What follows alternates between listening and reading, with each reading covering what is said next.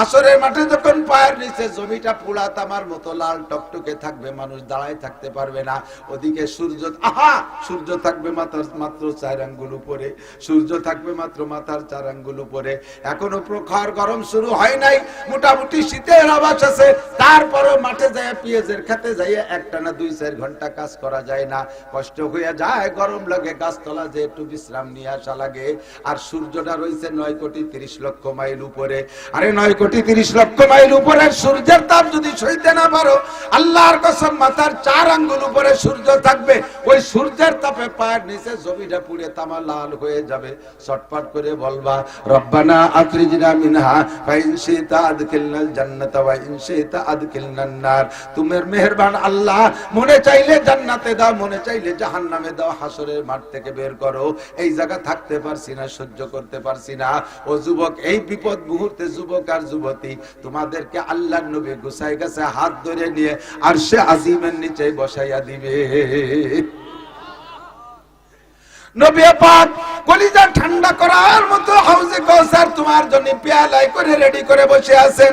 নবী পাক তোমাকে হাউজে কাউসার পান করায় দিবে। নবীকে হাউজে কাউসার দিয়েছে আল্লাহ, ইন্না আতাইনাকাল কাউসার ফাসাল্লি লিরাব্বিকা ওয়ানহার ইন্না শানিআকা হুয়াল আবতার।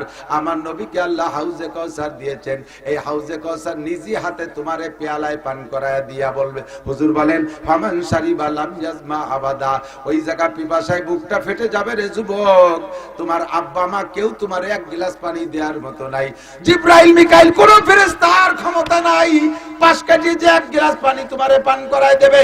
একমাত্র নবী পাকের হাউজে কাউসার ছাড়া যৌবনকালটাকে যদি তুমি ইবাদতের মধ্যে কাটাইতে পারো, একটু প্রতিজ্ঞা করো যুবক, অনেক কষ্টের কিছু না, যৌবনকালে ইবাদত করা বড় সহজ। এই সময় শক্তি আছে, সমর্থ আছে, ইচ্ছা করলে শীতের রাত্রে, গভীর রাত্রে উঠে তুমি ঠান্ডা পানি দিয়ে গোসল কইরা পাতলা একটা জামা গায়ে দিয়ে ফজর পর্যন্ত দাঁড়ায় দাঁড়ায় নামাজ পড়বা, তুমি কাঁপবা না। বৃদ্ধ হয়ে গেলে কিন্তু এই কাম করা যায় না।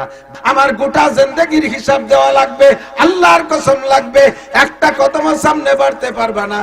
80, 70, 80, 90 বছরের হিসাব দেওয়া ছাড়া কারাহাবা খলকে আরি জুমলা রাস, কারাহাবা খলকে আরি জুমলা রাস, বাখুদা তসবির রহিলা কায়রাওয়াজ। বুড়ো খালেক মোল্লা এদিক তাকাও, আলহামদুলিল্লাহ পড়ে শোনাও। আল্লাহ, আমি জম্বে সোজা মানুষ, এমন কড়াপের প্রশ্ন করো কেন? আল্লাহ কয়, এত সোজা তোমার ছেলে মেয়ে কয়টা? আল্লাহ মোটে 12টা। এত সোজা, পারো না, 12টা ছেলে মেয়ে বানাতে পারলে কিভাবে? অপারো, পারোটা।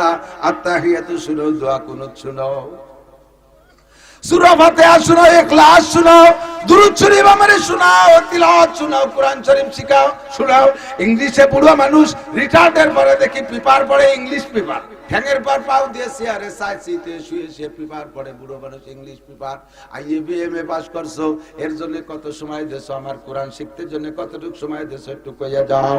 আরে স্যার দোকানে বসে ঘন্টার ঘন্টা সময় লাগাইছো, মসজিদে তাবলীগ জামাত আইছে, কতবার পিড়ি করছে, বাড়ির কাছে যে ডাকছে, দোকানে যায় গাছ করে আসছে, তাদেরকে ওয়াদা দেছো আসতেছি মসজিদে আসো নাই। ও বান্দা, 4 দোকানে সময় লাগাইলে মসজিদে কেন আসলে না? আয় আমার কাছে এই টাইপের জবাব দিয়ে যা। তোরে 80 বছর হায়াত তোর আব্বা দেয় নাই, তোর মা দেয় নাই, তোর রাজা বাচ্চা দেয় নাই। অমান্য আমির গুরুনা কিছু ফিলকাল, আমি আল্লাহ তাআলা তোকে লম্বা হায়াত দিয়েছি, আর তোরে এই শিক্ষা দেওয়ার জন্য বার্ধক্যে নিয়ে তোরে দুর্বল বানাই দিছি। তোর যৌবনকাল কেমন ছিল মনে আছে? বার্ধক্যে এসে কত দুর্বল হয়ে গেছিস। এ সময় পর্যন্ত মসজিদে যাইতে মনে চায় না। আমার চোখের সামনে, আমার বাড়ির কাছে মসজিদ আছে, এ সাইজের বুড়ো আমাদের এলাকায় আছে। আমাকে কয়, বুড়ো সকালে আইসে এই যে মসজিদের দ্বারে 4 দোকান, ওই জায়গায় এসে বসে, দুপুর পর্যন্ত বসে রয়েছে, এর মধ্যে নড়াচড়া নাই। জোহরের আজান দিছে, বাড়ি চলে যায়, আজান দিলি বাড়ি চলে যায়, সব উল্টে গেছে। এদিক তাকান, আগে ঘরে বসে মানুষে গল্প সল্প করতেছে, ঘরে বসে গল্প করতেছে 4 বছর। যদি এর মধ্যে একজনের বাথরুমের জরুরত হতো, তাহলে কি করতো? কোন দি তোমরা বসো, আমি একটু বাইরে এসে, তাই করতো না? আগে বাথরুম ছিল কোন জায়গা? বাইরে ছিল না। এখন উঠোনে বসে গল্প, আরে পায়খানা আসে, তোরা আমি একটু ঘরে আসি। বাথরুম সব ঘরে ঢুয়ে গেছে, অ্যাটাচড হয়ে গেছে, পাল্টে গেছে না সব। আগে মুসল্লিরা মাঠে ঘাটে কাজ করতো, চকের মধ্যে কাজ করতো, আজান দিলে কয় এ চল যাই মসজিদে যাই, কেউ যদি না যায় কয় তোরা কাজ কর আমি মসজিদে আসি। আর এখন মসজিদের ধারে চার দোকান বসে গল্প করে, আজান দিলে কয় তোরা ভয় আমি বাড়িতে আসি। সময়টা কিভাবে চলে গেল একটু খেয়াল করলেন না? এই সময়ের হিসাব দেওয়া লাগবে কি লাগবে না? না বুঝতে পারতেছি না, একটু খেয়াল করে না, বুঝাইতে পারতেছি না। 70-80 বছরের হিসাব দেওয়া লাগবে। 1 নম্বর ইমিগ্রেশন, দুনিয়ার সব কাজ তোমার পরিপাটি। বুড়ো মানুষ ময়লা কাপড় পরো না, বুড়ো মানুষ জামা লুঙ্গি পর্যন্ত আয়রন করে ব্যবহার করো। বেড বিছানাটা কত সুন্দর, তোমার আলনাটা কত সুন্দর করে সাজানো। ও মহিলা পুরুষ, তোমার নামাজ কালাম কেন সুন্দর করে সাজানো না?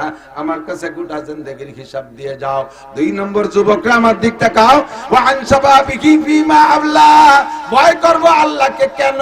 এই প্রশ্নগুলো সরাসরি আল্লাহ করবে, আল্লাহর সামনে দাঁড়ায় জবাব দিয়ে যাইতে হবে। আনজাও শাবাবিহি, যৌবনকাল সম্পর্কে জবাব দেয়া লাগবে। তোমার সুন্দর এই সুঠাম বডির অধিকারী তোমার মা বানায় দেয় নাই, তোমার আব্বা বানায় দেয় নাই। এত সুন্দর নকনকে দেহটারে কোন কাজে লাগাইছো? তুমি যদি ইচ্ছা করো আজকে বাইসাইকেল চালাইয়া কালকে থেকে চরমুনাইয়ের ময়দানে অ্যাটেন্ড করবা, বাইসাইকেল চালায়া বরিশালের চরমুনায় যাইতে পারো ইচ্ছা করলে। আবার তুমি ইচ্ছা করলে এখান থেকে বাইসাইকেল চালায় কয়েকদিন পর কাশিয়ানির উড়াকান দিয়ে যে অ্যাটেন্ড করতে পারো। ঠাউর বাড়ি সে জায়গার মেলায় তুমি যাইতে পারো।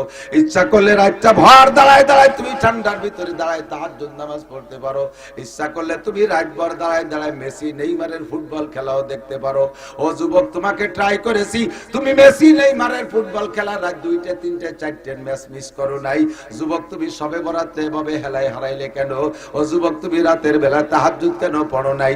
বাইসাইকেল চালাইয়া তুমি ইস্তেমার মাঠে যাইতে পারতা, সে জায়গা না যায় তুমি কুয়াকাটা কক্সবাজার দিয়ে ঘুরে বেড়াইছো। কাজেই তোমার যৌবন কালটাকে অবমূল্যায়ন করেছো, সময় নষ্ট করেছো। কেন নষ্ট করেছো আমার কাছে জবাব দিয়ে যাও।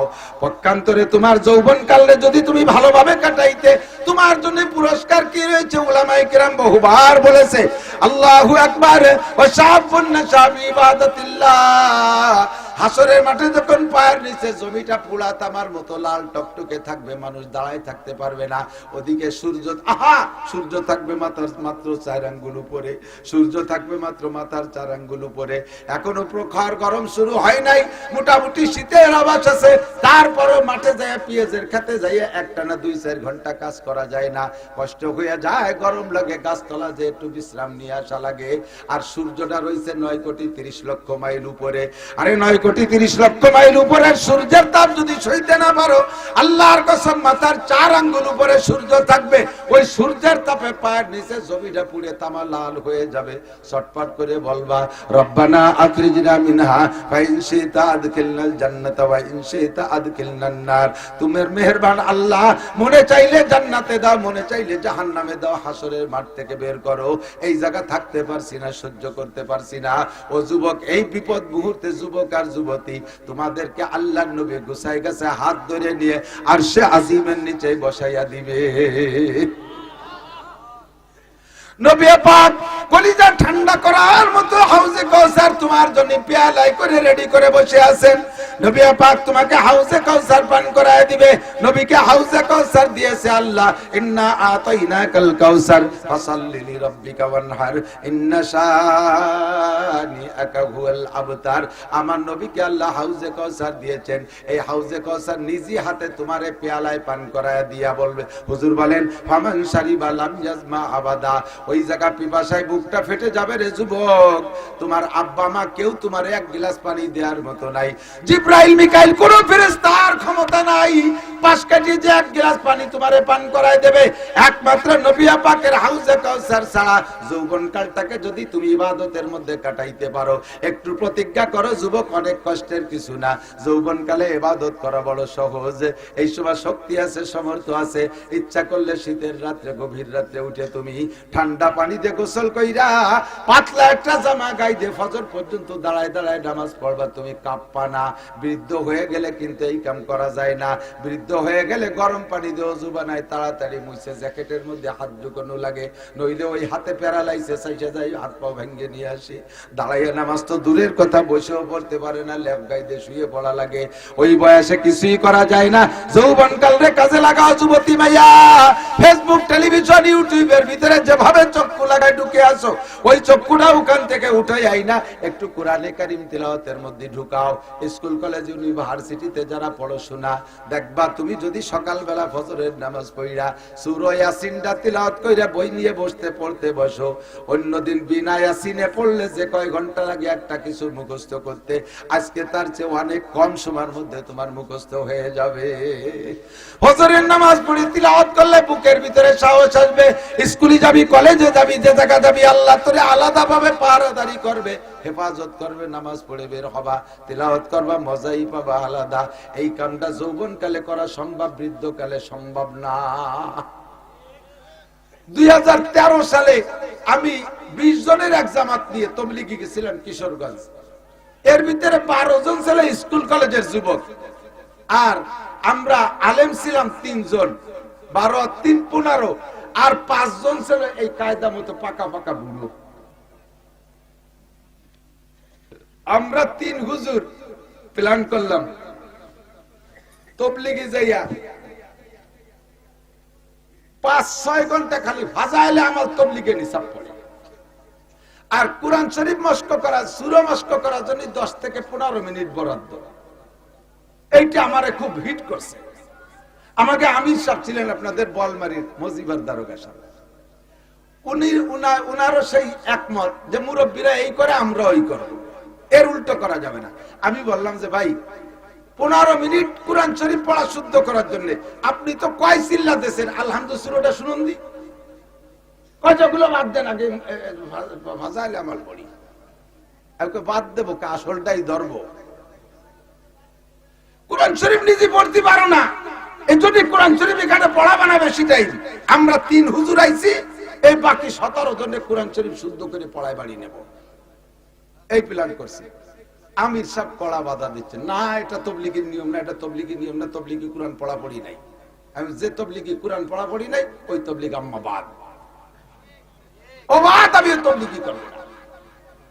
স্থানীয় কিশোরগঞ্জের পাকুন্দে থানার আমিরকে উনি জানাই দিচ্ছে, সব আমির এসে হুজুর নতুন করে আবিষ্কার করবেন না, যেভাবে মুরব্বীরা চালায় সেইভাবে। আমি বললাম যে তাহলে আমি তবলিগি করবো না। আমি টাকা নিয়েছি, এই 20 জনরে এক চিল্লে ঘুরে খাওয়াই নিয়ে যাবো, সেটাকে আমি একা নিয়েছি, আর ওরা তো যাত্রা নিয়ে আইছে। তাবু কেনবো, বাইরে ফাঁকা জায়গা বসে বসে তবলিগ করবো, তোমাকে মসজিদেও থাকবো না। তবলিগি থেকে যদি কোরআন শরীফ পড়া শেখা না যায়, তাহলে কিসি সাতার তবলিগ হলো? আপনারা কি বলেন? সারা জীবনে যদি একবার এক লাইনে ফাজাইল আমাল তবলিগে নিসাব কেউ না পড়ে আর না শোনে, উলামায়ে কিরাম সাক্ষী, কিয়ামতের ময়দানে আল্লাহ তাআলা তাকে ধরবে না।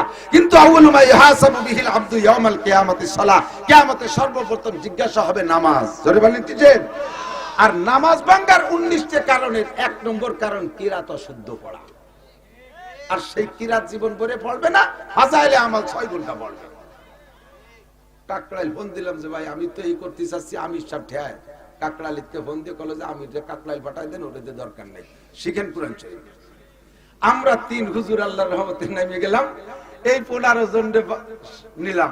আমির সাহেব যাই নাই, পরে ছিল আমির সাহেব সহ এই কয়েকজনরে নিয়ে বসলাম মোটামুটি। এখন বুড়ো 5 জন আর জুয়ান হলো, যুবক হলো 12 জন, 15 12 আর 5 17 জন, আর আমরা 3 হুজুর, এই 20 জনের জামাত। চেষ্টা করে মাত্র 3 দিনই যুবক যে কয়জন, যে কথা বলতে চাইছি, যুবক যে কয়জন, সেই কয়জনের মাত্র 3 দিনই কোরআন শরীফ পড়া শিখে ফেলাইছি। 38 দিনে তাদেরকে 8 পারা সবক পড়াইয়া বাড়িয়েছে। থাক ফাজাইলে আমল বাদ যাক, আর এই সবরে ফাজাইলে আমল পড়বই না। এখন ওরা কোরআন শরীফ পড়ার নিশাই হয়ে গেছে, অন্য কোনো কিছু শুনতে চায় না। আর এই বুড়ো যে কয়জন, বুড়ো কয়জন তো একেবারে আঠাইয়ে মাটি শুয়ে সইতিয়ে ডেলা, ওর মধ্যে কিছু ঢোকে না। এই বুড়োকে 38 দিনে পারলাম না, পারছি। তারপরে কাঁচাই ফেলাইছিলাম, অক্ষর চিনেছি, জের জবর চিনেছি, জজম তাসবিদ চিনিয়ে ফেলাইছি, মোটামুটি শব্দ তৈরি করা প্রায় শিখে ফেলাইছি।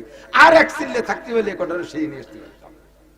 বলতে চাইছি এটা যে বৃদ্ধ হয়ে গেলে ব্রেন মগজ সবকিছু শক্ত হয়ে যায়, এ সময় সম্ভব না। তোমরা যুবক যারা আছো, ও যুবক একটু প্ল্যান করে একটু প্রতিজ্ঞা করো, আমি যৌবনকালে কোরআন শরীফ পড়া শিখবই।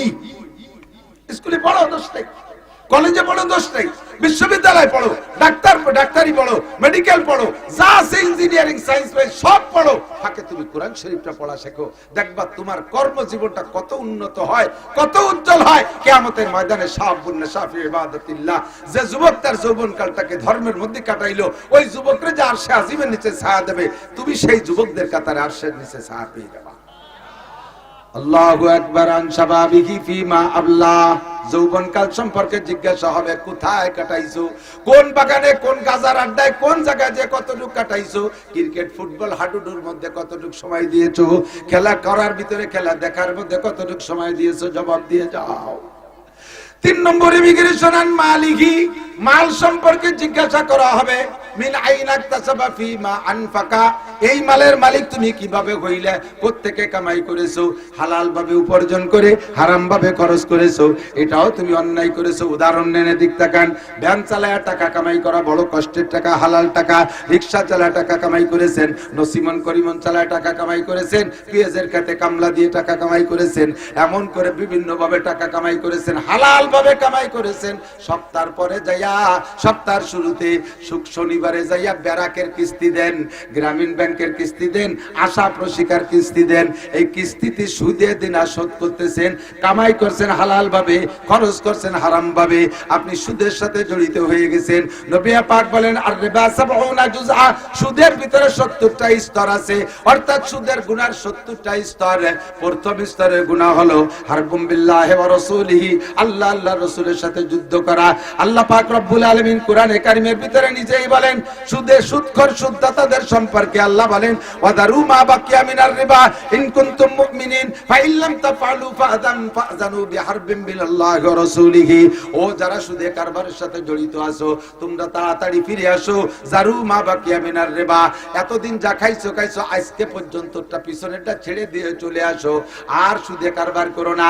ইন কুনতুম মুমিনিন, যদি তুমি ঈমানদার হও, যদি তুমি ঈমানদার হও। ফাইল্লাম তাফআলু, যদি ছাড়তে না পারো তাহলে তুমি ঈমানদারের কাতায় থাকবে না, তাহলে তুমি এবার রেডি হয়ে যাও। ফাযানু বিহারবিন মিনাল্লাহি ওয়া রাসূলিহি, আল্লাহ আল্লাহর রাসূলের সাথে যুদ্ধ করার জন্য রেডি হয়ে যাও।